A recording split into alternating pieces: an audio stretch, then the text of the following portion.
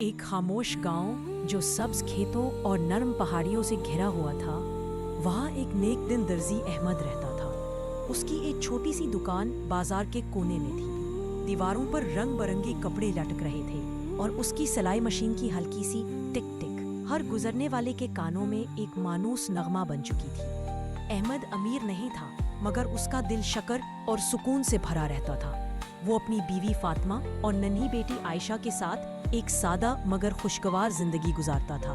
आयशा अक्सर अपने वालिद के पास बैठकर बटनों और रंग बरंगे धागों से खेलती रहती। अहमद को एक खूबसूरत आदत विरसे में मिली थी। वो दिन की शुरुआत कभी सदका दिए बगैर नहीं करता था।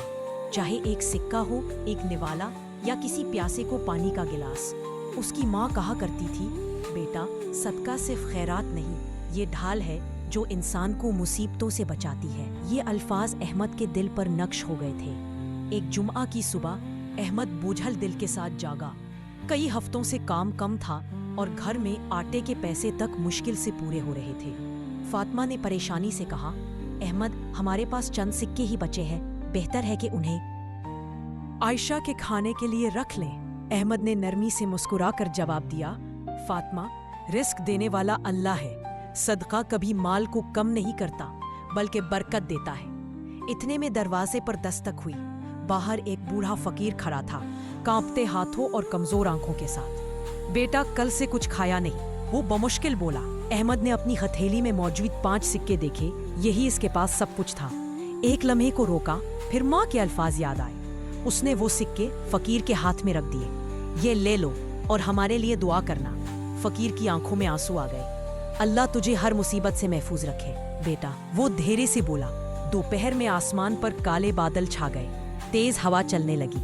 अहमद ने दुकान बंद की और घर की तरफ रवाना हुआ। रास्ते में एक छोटा पुल आता था जो नदी पर बना हुआ था। बारिश जोरों पर थी। अहमद ने देखा एक बच्चा पुल के किनारे खेल रहा है। बेटा, दूर हट जाओ, वो चीखा, मगर बच्चा फिसल गया और पानी में जा गिरा। अहमद ने एक लम्हे की ताखीर किए बगैर अपना शाल फेंका और नदी में कूद गया। पानी सर्द और तेज था, मगर अहमद ने बच्चे का बाजू पकड़ लिया और पूरे जोर से किनारे तक खींचा। जैसे ही वो महफूज हुए, पल अचानक टूटकर बह गया। अहमद ने हैरत से बहते लकड़ियों को देखा। अगर वो एक लम्हा भी ताखीर करता, खुद भी बह जाता। घर पहुंचकर फातिमा ने परेशानी से कहा, अहमद, तुम भीगे क्यों हो? क्या हुआ? अहमद ने पूरी बात सुनाई और आखिर में कहा, फातिमा, आज मैंने सदका दिया था और अल्लाह ने मुझे मौत से बचा लिया। रात को जब बारिश जारी थी, वो तीनों चराग के पास बैठे शुक्र अदा कर रहे थे। अहमद के जहन में फकीर की दुआ गूंज रही थी। इसी दौरान दरवाजे पर दस्तक हुई। एक खुश लिबास शख्स खड़ा था। उसके साथ एक खादिम छतरी थामे खड़ा था। क्या आप अहमद दर्जी हैं? जी, मैं ही हूँ। आपने आज मेरे बेटे की जान बचाई है। अगर आप ना होते तो मैं हमेशा के लिए उसे खो देता। वो बोला और एक थैली अहमद के हाथ में थमा दी, जिसमें सोने के सिक्के थे। अहमद की आंखों से आंसू बह निकले। अल्लाह, ये तेरा वादा है, सदका वाकई मुसीबतों को टाल देता है।